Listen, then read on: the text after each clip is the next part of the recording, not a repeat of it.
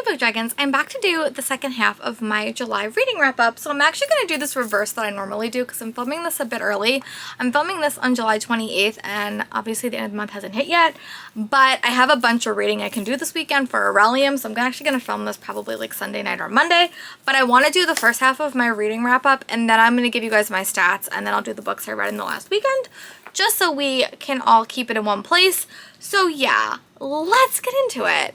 I had a pretty good second half of the reading month, as I mentioned in a couple of my other videos. Some of my people in my family are having a lot of health issues, my dad, my grandpa, my grandma, so it's just been a bit chaotic and my focus hasn't been the best, but I'm hopeful that like things will work themselves out or at least get easier. But that's where we are. So let's get into it. The first book I picked up was my nonfiction and it's called The Listening Path, The Creative Art of Attention by Julia Cameron. I'm going to add a photo here. This one was really good. I want to read more by this author. It just was kind of looking at the process of listening and how listening can really enhance your life, and I really enjoyed it. I like her writing style. She does everything like in a workbook environment, so that really worked for me. I listened to the audiobook and I tend to be more successful when I listen to audiobooks. I try to listen to one a month normally. Some months I just didn't get an opportunity to do it, but it was very intriguing. I especially like the talk about journaling. I have been wanting to get more into journaling and it just hasn't happened this summer, but I am going to make a very concrete effort in the fall to get back into journaling. I'm going to take my journal to Italy and see if that kind of kickstarts me. But if you're looking for kind of a different take on journaling and also like a different take on like listening, I think you should pick it up. It was very entertaining, very educational, and I really liked it. So I don't rate nonfiction, but it was a solid read and I want to read more by that author, so take that for what you will. And then I read the book that everyone and their mother wanted to read. I read Fourth Wing by Rebecca Yarros. I like this book. I gave it probably like 4.75 stars for review. I just thought the characters were fun. I thought it was a great read. I cannot speak to the disability rep at all. However, as someone that did have a learning challenge and a learning disability in high school and in college, I really felt for the main character with her challenges and how she had to kind of relate to that, to a world that wasn't necessarily made for her.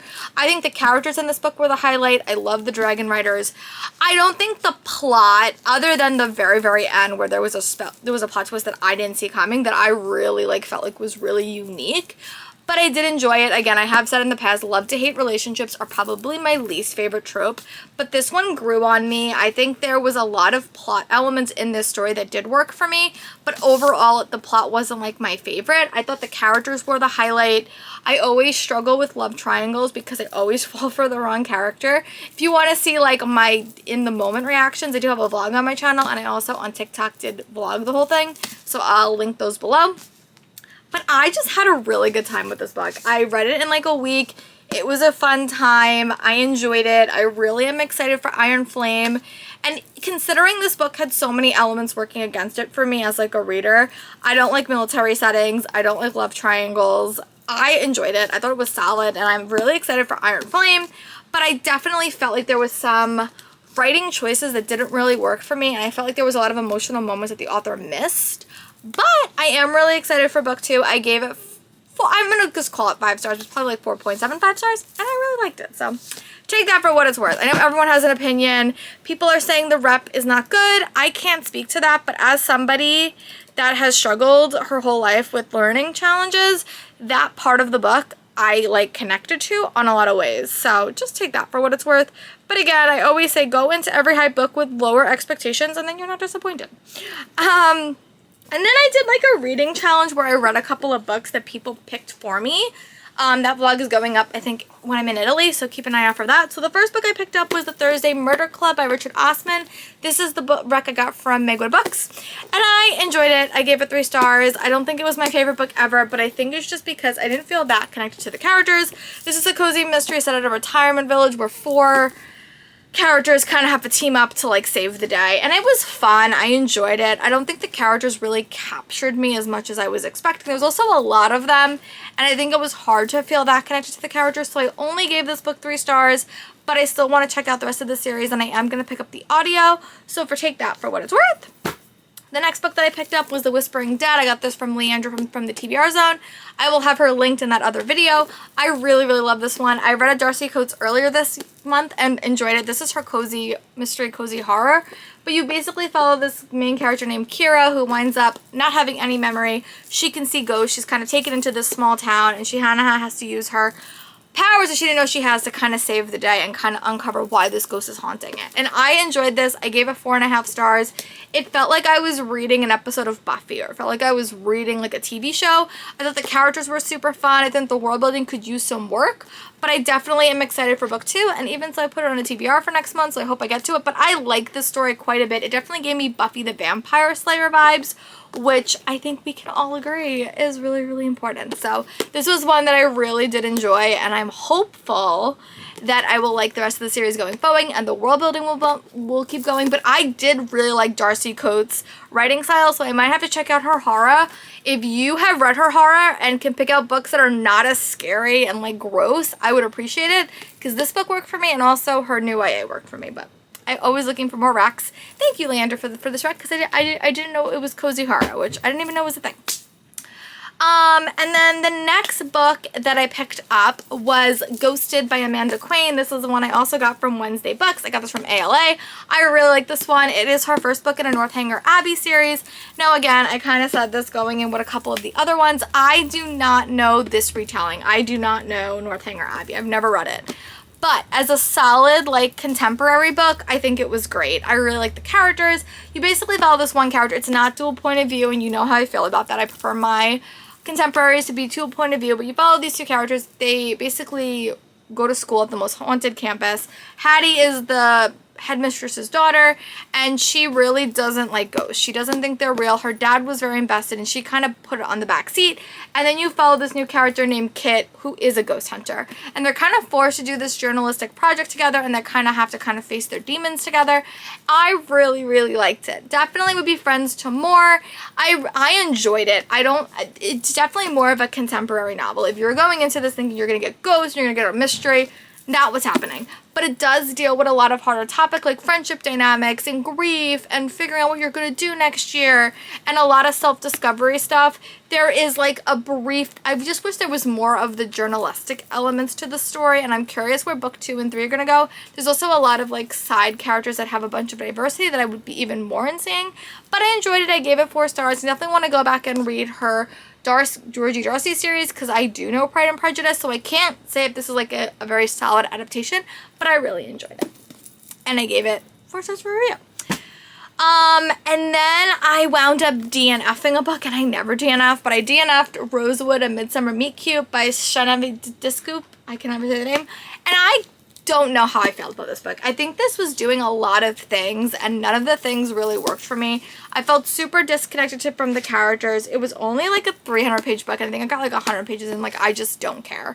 And I didn't want to keep reading. I couldn't get the audiobook for free. If it was on my Libby for free, I probably would have just finished it, but I just wasn't in the mood to read it. So that's why I DNF'd it.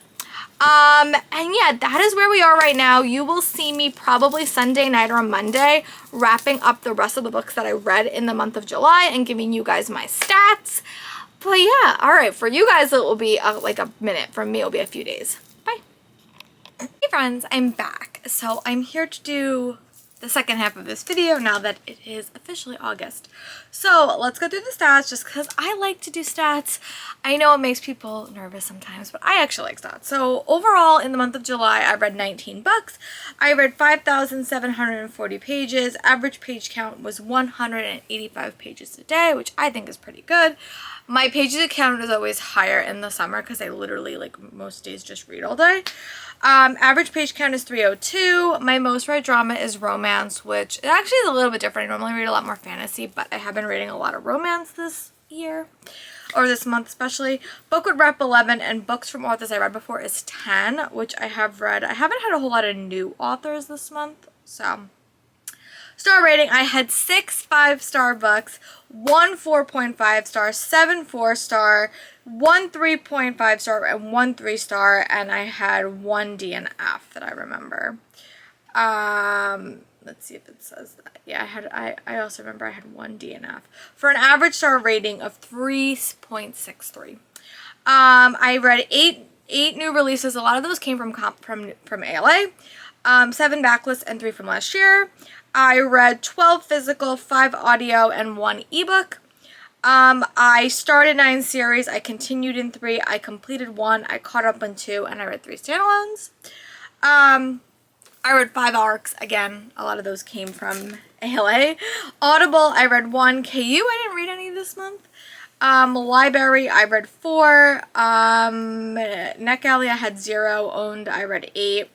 Genre breakdown, I had a pretty good like cross section. I read 1 middle grade, 1 fantasy, 3 romance, 2 YA fantasies, 2 horror, 1 middle grade fantasy, 1 nonfiction, 1 fantasy romance, 2 YA contemporary, 1 thriller, 1 mystery, and 1 YA thriller horror, 1 graphic novel, and 1 manga. So I really had a nice cross section of what I was reading. And yeah, so let's get into it.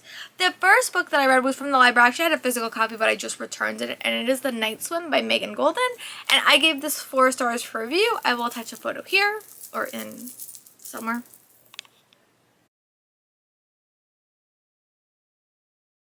So this was actually a very hard-hitting read. I have had people telling me to read this book for many, many years. It's actually the first book in the series. The second book just came out. I'll probably get it and probably listen to it in September. But this follows 2 characters. It's following a girl named Rachel Crawl, and she's like a podcaster, and she had 2 podcasts that she like helped kind of give new information. And she winds up going to this small town and is kind of reviewing this case about if this this young man raped this girl, and there's a court case. And then you have another story about a young girl that's trying to get Rachel's attention for the death of her sister. And the 2 cases do wind up connecting together. I was more connected to the mystery element, like what happened to this random sister, because that had a more investigation tilt to it. The court storyline and all that other stuff was a bit hard-hitting and a bit hard to read, and the part of that book made me super angry because it had a lot of discussions about like consent and stuff like that. But it was a really, really solid read, and I'm excited to see what book 2 is. But yeah, I gave it 4 stars and I really enjoyed it. That's also in a vlog that will be on my channel probably in next week about booktubers choose my favorite books. And Lexi from Lexi and the Books, she did that one. And then I read Manslaughter Park. Hold on, let me find it. Then I read Manslaughter Park by Tisha Priss. I think this is the final book in the Jane Austen mystery series, because I think they're spinning off of it and they're gonna do Jane, just a Darcy and Lizzie series. But I enjoy this one. Again, I have never read Mansfield Park, so I don't know the whole element of Fanny and stuff like that, but I enjoyed it. I gave it 3.5 stars. It did have a sapphic retelling in it, which I was really, really fond of, and it did talk a lot about that lifestyle in here. The murder mystery was fun. We did get to see Lizzie and Darcy again. We heard about the characters from Sense and Sensibility in here as well, Sense and Second Degree Murder. We didn't see them. I think, honestly, this was probably my least favorite of the book, but I am excited that we're getting more from this author, and I'm excited that we're going to see Darcy and Lizzie again, because I think that they definitely had a solid role in this book, and I enjoyed it, so I gave it 3.5 stars. And definitely, if you're looking for kind of a twist on a historical, I would pick this one up because I enjoyed it. And then the next book I read, which was starting my Aurelium reading experience, was Over My Dead Body by Sweeney Boo. I'm going to tack a photo here, but I did give it 4 stars. Graphic novel to read during Aurelium, because it literally takes place at like a witch's school. But you basically follow these characters, and their friend goes missing, and there are people, like the teachers in their school, are like, yo, don't go look for her, it's not your business, but they do it anyway, and they get into a lot of trouble. It was so beautifully written. The art style is so pretty. I wish I still had it, but it's on my Kindle, and it was great. If you're looking for like a perfect early fall read, I would pick it up. It was great. I want to read more by this author in the future. I know she has a couple of comics and comics out, but no other graphic novels, but it was great. It gave me witchy vibes. It was great. Would be a perfect early fall read. And then the next book I read was The Forest Grimm by Catherine Purdy. This was also for Aurelium. I had to read the first book in the series, and this is a duology. I love this book. I gave it 5 stars. I said in my reading vlog, it felt like I was reading Once Upon a Time, the early seasons. It had like a dark, twisted story, but basically you follow this character named Clara who thinks she's set to die at a very, very young age, and her mom goes missing. There's a death in the town that kind of turns the forest against them, and her friend Axel have to go into the woods or the forest to kind of save their loved ones, and things kind of go from there. There's a trio of characters working together. There's definitely a fairy tale element as they get into the forest. That's why I kind of compared it to Once Upon a Time, but I really enjoyed it. I gave it 5 stars. I really need to go back and read more of Catherine Purdy's books. I have to finish her Bone Crier Moon. I have to read her other series, but this was a solid read, and I really, really enjoyed it. Do know going into this book that the characters do have a lot of complicated romantic entanglements. I will say that, but I really enjoyed it, and I gave it 5 stars. And then the next book I read, actually I just picked this one up. It was supposed to come out a lot later, but my Barnes & Noble had a copy. Mixed Signals by B.K. Borison. This is the 3rd book in the Love Light Farms series. I've read 2 of them. I'm waiting to read Love Light Farms around like November because it's Christmas themed, but I love this book. I gave it 5 stars. I just loved Layla and Caleb. This is like a romance that just worked for me because I am so socially awkward, and I just felt for both Layla and Caleb. If you're ever kind of looking for a series that will give you Gilmore Girl vibes, I would really recommend this book. It really gave me Suki and Jackson vibes. I mean, again, Layla is a baker. Caleb is not, but like it just, the small town vibes. I really, really loved it, and the town getting involved. I enjoyed this book so much, and I really can't wait to go back and read Love Light Farms. I'm so happy she got picked up by a publisher, and we're getting Business Casual next, which I think is Caleb's sister Nova, which I'm really excited. So I gave this 5 stars. Again, as someone that's not the biggest fan of sexy times in books, this book just worked for me. It was really fun, and I'm excited to read more about this author in the future. And then the last book that I finished in the month of July was Spy Family Volume 3 by Tashia Endo, and this was great. It was a fun read, very, very fun, very, very engaging. This book was a bit awkward because you had Yuri, I think, what's her name? You had Yor's brother come back, and for the first like 2 sections of this book, it was like so freaking awkward. Like, I was like, oh my god, their relationship is so bizarre. But other than that, it was a solid read. And if I had to pick a favorite of this whole thing, I would definitely say Fourth Wing for adult. I would also say Mixed Signals for romance, and Forest Grimm for light fantasy. But yeah, let me know in the comments what are some books you read in July. I would love to know. And I'll talk to you soon for my next video. Bye.